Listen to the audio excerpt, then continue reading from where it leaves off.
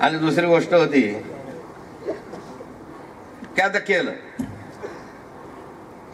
तर अजून तर मंजूरच नाही. माझं भूमिपूजन कसं करतं आता होईल की नाही, नुसत्या गप्पा असतो हो कशाचा लावलाय. मला एक गोष्ट सांगतो, हे नवीन असल्यामुळे यांना माहित नाही, ती जुनी गोष्ट. दोन शेजारी होते, शेजारी राहत होते. एक शेजारी होता, लग्न होऊन एक 12-15 वर्ष झाले, मुलबाळ काही झालं नव्हतं, नशिबाचा भाग. दुसरा शेजारी आला, खिडकीतून दोन्ही एकमेकांची बायका बोलायचे, पोरं बोलायचे, सगळे बोलायचे. दुसरा शेजारी आला, नवीन लग्न झालं, एका वर्षामध्ये पोरगं झालं. तर पहिल्याची बायको भडकलीत नवऱ्यावर. अरे 15 वर्ष झालं म्हणजे आपल्या लग्नाला, अजून काहीच नाही. एका वर्षात त्याला झालं ना मेल्या. तर भगवंताची इच्छा झाली, मी काय करू. समजवाय. दुसऱ्या वर्षी दुसरं झालं, दुसऱ्या वर्षी झालं, परत तूच त्या बाईच्या संतापानावर भांडे कुंडे फेकायला लागली. तेवढ्याच ही बाई समोर दुसरी जिला मूल झालं ती भेटायला आली. ताई बारसा आहे बरं पोराचं.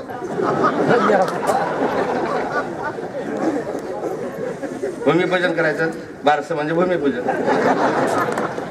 बारसा आहे बरं पोरायचं, या घुगऱ्या खायला.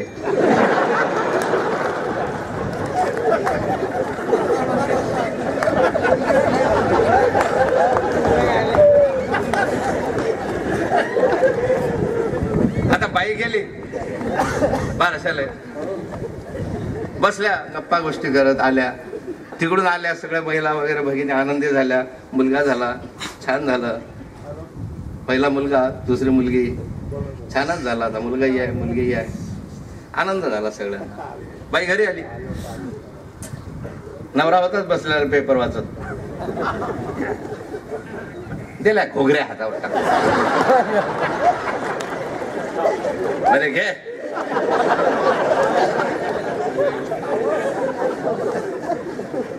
नवरा विचारतो, छान कसं आहे बाळ, कसं आहे. ती बाई म्हणते, हा कसं आहे,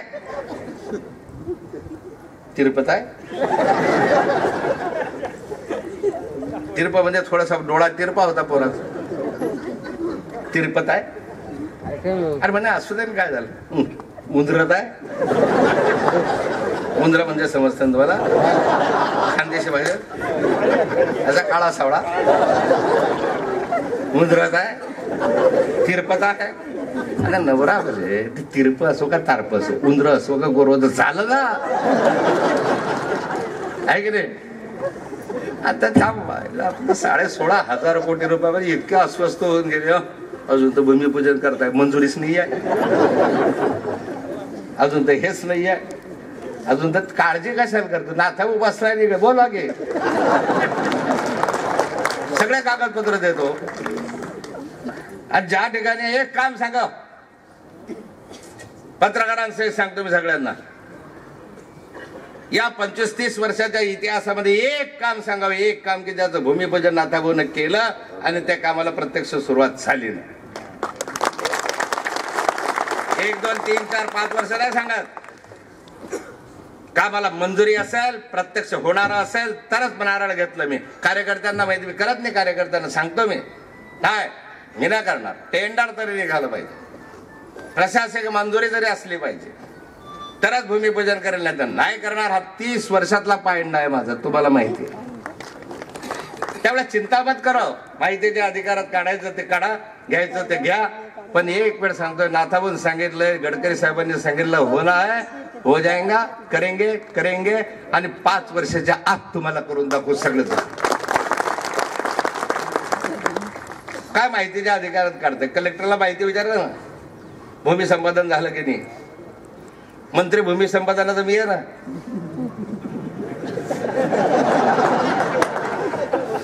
जमिनीच्या संपादनाचा कोणता मंत्री आहे ना आता भाऊ? महसूल खातं करताय. 90% भूमिपूजन पार पड आपलं काय म्हणतं संपादन झालंय. पैसे मिळाले, मला पण मिळाले, कारण माझ्या शेतातनं जातोय. त्यामुळे आता पुराव्याची गरज नाही. दिए की नाही दिए, दिए किसको दिए ना था बघू दिए. म्हणजे असे वरच्यावर नाही घेतले खंडणीसारखे, जमिनीचे घेतले. मला आश्चर्य वाटत त्या गडकरी साहेबांचं. रक्षाताईंकडे ज्यावेळेस बसलो होतो सगळे खासदार आमच्याकडे, पंजाबचे, काही हरियाणाचे आले, काही युपीचे आले, काही बिहारचे आले, मध्य प्रदेशचे आले. नंदुबाई मी बसलेलो होतो. मध्य प्रदेशचे खासदार 5 वेळा, त्याच्या आधी 3 वेळा ते आमदार होते आणि आता प्रदेशाध्यक्षही आहे, खासदारही आहे. तेही बसलेले होते. आमचे बंगारू दत्तात्रय ते पण माझ्याजवळ बसलेले होते. माझे जुने मित्र आहेत ते सगळे मंत्री. जो खासदार यायचा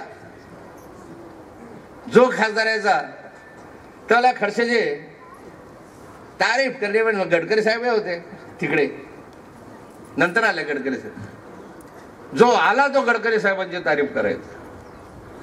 अला ऐसा मंत्री मैंने नहीं देखा, हमने देखा ही नहीं. वो बोले 100-200 करोड़ की बात ही नहीं करता. 1000 करोड़, 5000 करोड़, 10,000 करोड़, 20,000 करोड़, मतलब बात करता पण करता की नाही का? गडकरी माझे मित्र आहे म्हणून सांगतो मला असं, नाही तर ते आदरच आहे आमचा. चला करते काम आहे. भूमिपूजन हुआ, काम सुरू हो गए. प्रत्येक खासदाराची स्पर्धा काय, 20,000 करोड़ रुपए का काम मेरे यहाँ मंजूर है, 25,000 करोड़ का काम मेरे यहाँ मंजूर है. मी गडकरी आल्यानंतर त्यांना सांगत होतो की गडकरी साहेब मला 1-2 गोष्टी पाहिजेत तुमच्याकडनं. ते म्हणाले काय पाहिजे?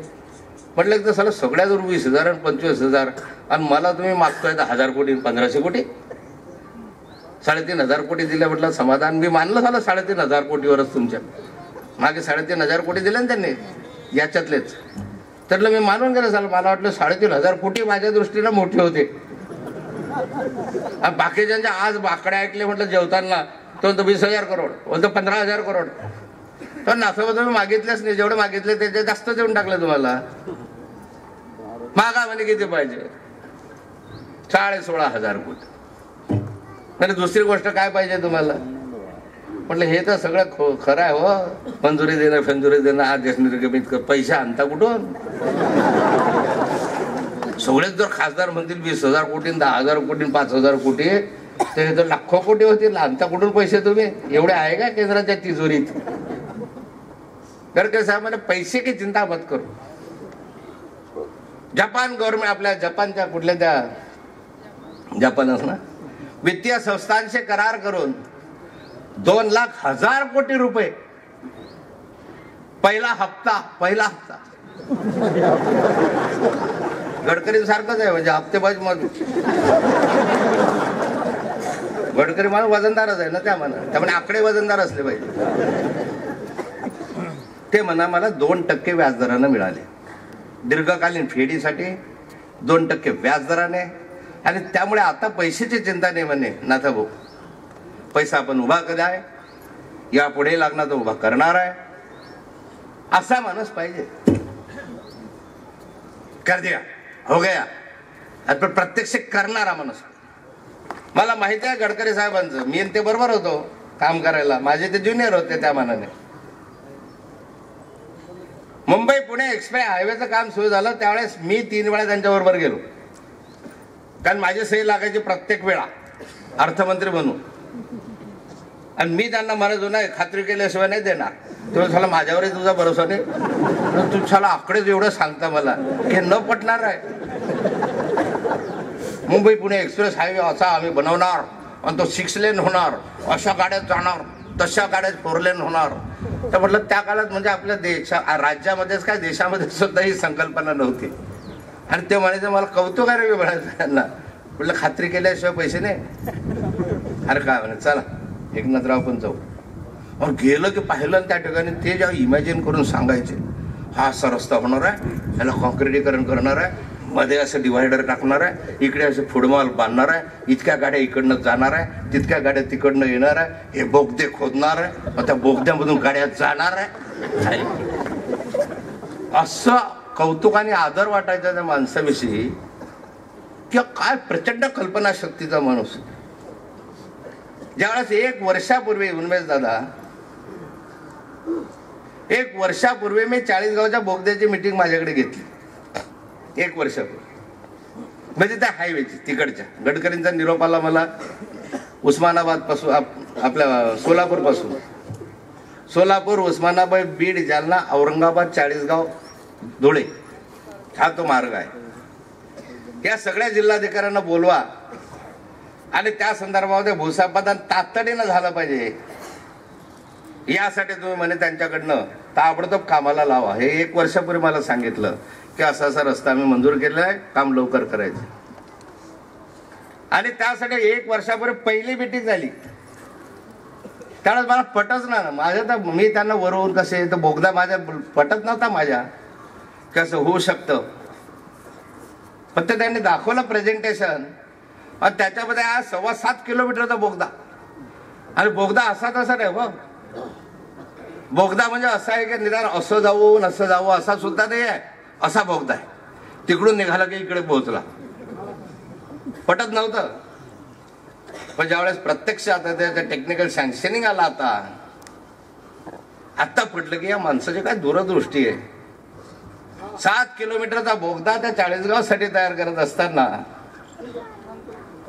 त्या ठिकाणी मला वाटलंच नव्हतं असं. पण जे कल्पनेच्या पलीकडचं काम आहे ते गडकरी साहेबांनी त्या ठिकाणी करून दाखवलं. आणि आज मला असं वाटतं की गडकरी साहेबांचं आणि सुश्री उमा भारतींचं आपण मनापासून अभिनंदन केलं पाहिजे. या जिल्ह्याचा इतिहास ज्या वेळेस लिहिला जाईल त्या इतिहासामध्ये सुवर्णाक्षरांनी नोंद उमा भारतींची आणि नितीन गडकरींची घेतल्याशिवाय तो इतिहास पूर्ण होणार नाही, पूर्ण होणार नाही. एवढं प्रचंड काम या जिल्ह्याच्या विकासाला एक नवी दिशा देणार आहे. प्लॅस्टिक पार्क केला आपण भुसवळला, तो याच्यासाठी केला ना, जळगावला करायचं ठरवलं. पण जळगावकडून तुमचे लेखी रिपोर्ट आले की MIDC मध्ये जागा एवढी उपलब्ध नाही आणि त्यामुळे भुसवळला हलवलं. पण त्याच्याऐवजी दुसरा पार्क उभा करू आपण. मी त्यांना सांगितलं. परवा दिवशी जसं दिल्लीहून आलो, अरुण जेटली साहेबांशी चर्चा झाली सहज म्हणून, तर मी त्यांना त्या ठिकाणी जिल्हा मध्यवर्ती बँकेला 100 वर्ष पूर्ण झालेत म्हणून त्यांनी यावं अशी विनंती करण्यासाठी फोन केला होता की मला कधीतरी या वर्षभरात तुम्ही वेळ द्या. राजनाथ सिंगजी आणि दोघं उद्घाटनाला आणि समारोपाला आले पाहिजेत म्हणून मी दोघांशी काल बोललो. त्यावेळेस बोलता बोलता हाही विषय त्यांना सांगितला की जिल्ह्यामध्ये काहीतरी प्रकल्प आले पाहिजे, जिल्ह्यामध्ये आम्हाला काही पैसा मिळाला पाहिजे, यासाठी जरा मला मदत करा तुम्ही. आणि त्यांनी मला शब्द दिलाय, त्याला एक प्रारूप तयार हो, नियोजन करू, प्लॅन करू, क्या होना है, क्या करना है, क्या केंद्रीय निकष है, काय केंद्राच्या योजना आहे त्याचं करा आणि ते प्रेझेंटेशन मला आणून दाखवा. त्यानंतर सर्व त्या विभागांच्या सेक्रेटरी सहितपणे खासदारांना बोलवून आपण बैठक घेऊ आणि आपल्या खासदारांना पाठपुरावा करायला सांगा आणि त्या माध्यमातून नक्कीच काही ना काही आपण त्या जिल्ह्याला नवीन प्रकल्पांसाठी पैसा उपलब्ध करून देऊ. अशा करायला काय हरकत आहे. आणि खासदार आपले सक्षम आहे, दोघे खासदारांचं अभिनंदन केलं पाहिजे.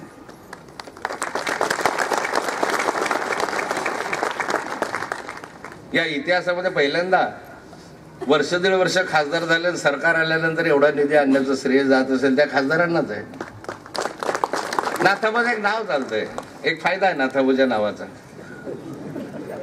कारण मंत्रिमंडळात जेवढे आहेत त्याच्यापैकी बऱ्याच लोक आमच्या सहकारी आहे, सहकारी राहिलेले आहे. पूर्वीच्या कालखंडात पार्टीमध्ये काम करणारे पदाधिकारी होते, कितीतरी नावं सांगता येतील. धर्मेंद्र प्रधान असतील, रुडीजी असतील, अन्य असतील, कितीतरी मंत्री असे की ते आमच्या समकालीन बरोबर आहे, बोलण्यातले चालण्यातले घरीदारी जाणं येणं आहे.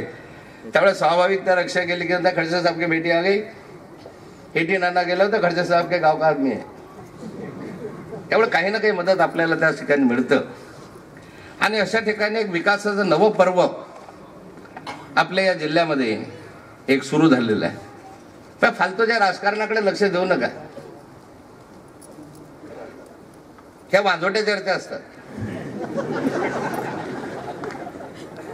केळीला पैसे दिले नाही, याला दिले नाही. नाथाबू बसल्यावर तुम्ही कशाला चिंता करता ना? सक्षम आहे ना मी. दिले की नाही? शेतकऱ्यांच्या विम्याचे पैसे मिळाले नाही. ते काम त्या जिल्हा बँकेचं नाहीच आहे, ते सरकारचं सुद्धा नाही आहे. विम्याचे पैसे मिळवायचे तर विमा कंपनी आणि तो शेतकरी दोघांचा करार आहे. सरकार मध्यस्थी आहे. जिल्हा बँक त्याच्या माध्यमातून डिस्बर्समेंट करणारी एक एजन्सी आहे. त्याला काय संबंध येत नाही. आणि त्या जिल्ह्यामागे तुमच्या माणसं असताना न विचारता विनाकारण राजकारण करायचं, तोडफोड करायची, मागून लंडन मेड. काय लंडन मेड दरोडा. कोणी शेतकऱ्यांना काही केलं तरी म्हणजे काही करायचंच नाही का? ती वित्तीय संस्था आहे. मी काही शेतकऱ्यांवर दरोडे बिरोड्याच्या गुन्ह्याचं समर्थन नाही करत. पण उद्या कुणी जावं नाही बँकांवर दरोडे घालायचे हे टाळता नसता आला. त्या दोन कागदपत्र फेकायचे हे करायचे काही संबंध नसताना आणि त्याचं श्रेय घेण्याचा प्रयत्न करायचा ना, श्रेय घ्यायचा तर नवीन कामं मंजूर करून आणा. हा की नाही? शेतकरी असला म्हणून काय झालं? मी शेतकरी आहे. हे सारे शेतकऱ्याचेच पोर आहे माझे. काय तुम्ही ना शेतकऱ्याचा ठेका घेऊन बसले का? नातावून घेतला नाही आहे? अरे मी आहे या वर्षी म्हणून केळीचा विमा सर्वंकष लागू केला. मी जे सुटले होते म्हणत सुटले होते ते सगळे तालुक्यात घालून घेतले, सगळे आणलं. नाही म्हटलं काय करणार, आपल्याला पैसे तो भरणार आहे, हे करणार आहे. पहिल्यांदा असं घडलंय जळगाव जिल्ह्यामध्ये. त्या केळी पीक विम्याचे पैसे सरकारला भरायला लावले मी. शेतकऱ्याला नाममात्र पैसा आहे. केंद्राने पैसा द्यावा, राज्याने पैसा द्यावा, शेतकऱ्याकडे थोडासाच पैसा विम्याच्या हप्त्याचा घ्यावा, हा निर्णय मी घेतला. पहिल्यांदा असं घडलं की या जिल्ह्यामध्ये इतक्या मोठ्या प्रमाणावर दुष्काळी गावं जाहीर झाली. आणि पहिल्यांदा असं घडलंय की त्या दुष्काळी गावांना मदत देण्याचे पैसे जिल्हाधिकारी कार्यालयात येऊनही पोहोचले. हो, शेतकऱ्याचे विरोधी आणि शेतकऱ्यावर दरोडे टाकता. कधी शेती पाहिली आहे का? जे गेले होते त्यांनी, त्यातले अर्धे लोक असे होते की जे शेतकरी नव्हते. अर्धे लोक असे होते की बँकेचे काही संबंधही त्यांचा नव्हता, सभासदही नाही आहे. मग आले कसे? मी आत्ता सांगितलं की ही चौकशी पोलीस करू शकणार नाही. इथले ते CID BID कडून चौकशी झाली पाहिजे की जे मागे नेमकं काय दुःख आहे आणि कुणाचं आहे तर बाहेर आलं पाहिजे, समजलं पाहिजे माझ्यापर्यंत तरी. एवढ्या मोठ्या शेतकऱ्यांवर अन्याय होतोय आणि नाथाबू लंडन मेड.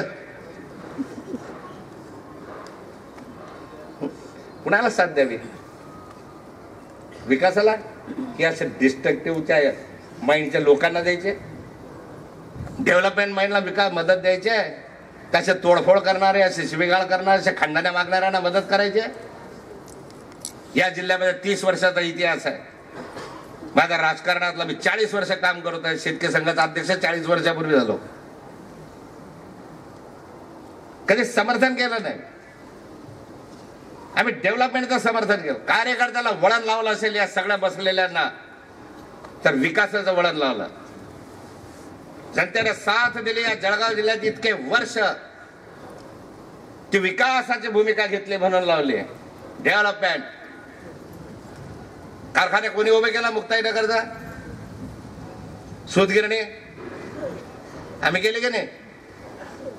साखर कारखाना बंद पडलेला साखर कारखाना विकत घ्यायला लावला, चालू केलाय. 2 वर्ष झाले यशस्वी चालू करतायत. शेकडो माणसं कामं करतायत. आज तिथे रोजगार मिळाला. हे म्हणतात आमचा बेलगंगला सुरू करा. केला ना मुक्ताईनगर चालू? 25 वर्ष बंद होता ना. विकासाचं काय केलं ना असं हा कारखाना सुरू केला, ते सूतगिरणी सुरू केली आणि आता बेलगंगाच्या नादी लागणार आहे. चोपडा कारखाना आणि मधुकर कारखाना नव्हते सुरू होणार आहे यावर्षी. पूर्णतः ताकदपणा लावली सरकारकडे आणि त्या कारखान्याचे चाक फिरवायला मी भाग पाडलं. माझी प्रतिष्ठापनाला लावली की नाही कारखाने सुरू राहिले पाहिजेत. मी पाहिलं ना कुणाचा चोपडा कारखाना आणि कुणाचा मधुकर कारखाना आहे. माझा जिल्हा आहे. या जिल्ह्यामध्ये युनिट उभे राहिले पाहिजे माझी भावना आहे. आणि अशा ठिकाणी जो विकासाच्या कामासाठी अग्रेसर राहिलेला आहे, लंडन वेड